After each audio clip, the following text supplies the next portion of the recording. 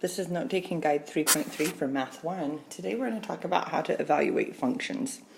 So what is a function? Really what it is it's just an equation. So normally we would have written this as y equals 2x plus 1.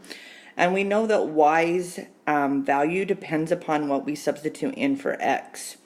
So what we do here is instead of writing it y equals 2x plus 1, we actually use it as a function of x. So what this really means over here is that my solution depends upon what the x value is that I substitute in. So it's a function of x. Lots of times we call that f of x. So what we're going to do now is we're going to use this just like it was a normal equation, but it's written in function form. And we're going to find f of -1 to start out with. Well, this is in function notation, so really what we're finding here is f of x, because if you notice the f of x is the function that we're trying to figure out the value for. So if there's a -1 inside the parentheses right here, it's really going to be substituted in as my x value into the function. So instead of 2x plus 1, I'm going to go 2 times -1 plus 1. Then I can just punch that in my calculator and figure out that value. But 2 times -1 is a -2. -2 plus 1 is -1. So my answer here is -1. What I've really found out here, just so that we're aware and we're not confused about what we're doing here, we actually found an ordered pair for our solution. If I put -1 in, I get -1 out for my solution. So I still found an ordered pair like I normally do. This time it's just written in function form instead of y equals mx plus b form. Alright, so let's keep going here and see if we can do some more of these.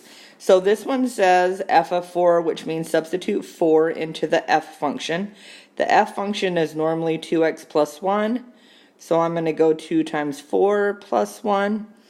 2 times 4 is 8. 8 plus 1 is 9. So again, my value of f of 4 is 9, so I could write my solution like this. I can go f of 4 equals 9, or I could write my solution as an ordered pair, which is 4, 9. Next one is f of 0, so I'm going to substitute 0 in where there's an x. So 2 times 0 plus 1. 2 times 0 is 0, 0 plus 1 is 1. So my solution for f of 0 equals 1. So when I put 0 in, I got 1 out. So it's an ordered pair. F of 7 means I'm going to substitute 7 into my function in place of x. So 2x plus 1 becomes 2 times 7 plus 1. 2 times 7 is 14. 14 plus 1 is 15. So when I put 7 in, I get 15 out. So 7, 15 for my solution. Alright, if you notice this next one, it's a little bit different because normally we've been having our number inside the parentheses, which tells us to substitute it in place of the x. This 9 is not inside the parentheses. It actually tells me f of x equals 9. So f of x is right here on our original equation. It equals 9. So I'm going to say, and I'm just going to rewrite this so you can see where I'm putting it. But if f of x equals 2x plus 1, then really what I have here is 9 equals 2x plus 1. Because this is actually my f of x value. So then I'm just going to solve this equation. So I'm going to start by subtracting that 1 to the other side. I'm going to erase some of this over here so I have a little bit more space to write. So I'm going to subtract the 1. When I do that, I get 8 equals 2x, and then the 1's cancel over here. I'm going to divide both sides by 2, and I get x equals 4. So my x value here is 4. So if I were to write it as an ordered pair, it would be 4,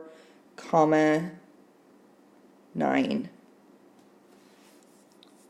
Okay, so we're going to do that same thing throughout this entire assignment today.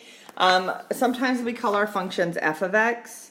Sometimes we call our functions g of x. They could be h of x, k of x, a of x. They really can be named anything. The letter out in front, though, helps us to realize which one we're supposed to be doing. So if you notice, this one says find g of 0. That means I have to substitute that one into the g function. This one says find f of 2. That means I need to substitute into the f function. So really what it's telling us here is how and where to substitute in. So if I'm going to go g of 0, 0 becomes my x value. So instead of 3x, I'm going to have 3 times 0, and 3 times 0 is just 0. So my answer here is going to be 0. Again, I can write that as an ordered pair. When I put 0 in, I get 0 out. All right, this one says to find f of 2. That means I'm using the f function. The f function is 1/2 x minus 1. I'm putting 2 in place of the x. And I'm just going to finish that arithmetic. So 1/2 times 2 is 1. 1 minus 1 is 0. So when I put 2 in, I got 0 out. Which function am I going to use here? Well, it tells me out front, use the g function. G function is 3 times x. So I'm going to go 3 times 8 and get my solution as 24. Again, that ordered pair would be written as 8, 24. This one says use the f function. So that 1/2 x minus 1 is the function I'm substituting into. I'm going to do 1/2 times a negative 8. Subtract 1 from that. 1/2 times a negative 8 is a negative 4. Negative 4 minus 1 is a negative 5. So when I put in negative 5, I got out... Oh, I wrote that. When I put in negative 8, I got out negative 5. All right, last one down here. Again, notice how this time it tells me that g of x equals 27, which means I'm going to substitute it in on this side of my function this time. So I'm going to go 27 equals 3 times x, and I'm going to solve that for x. So divide both sides by 3, and x equals 9.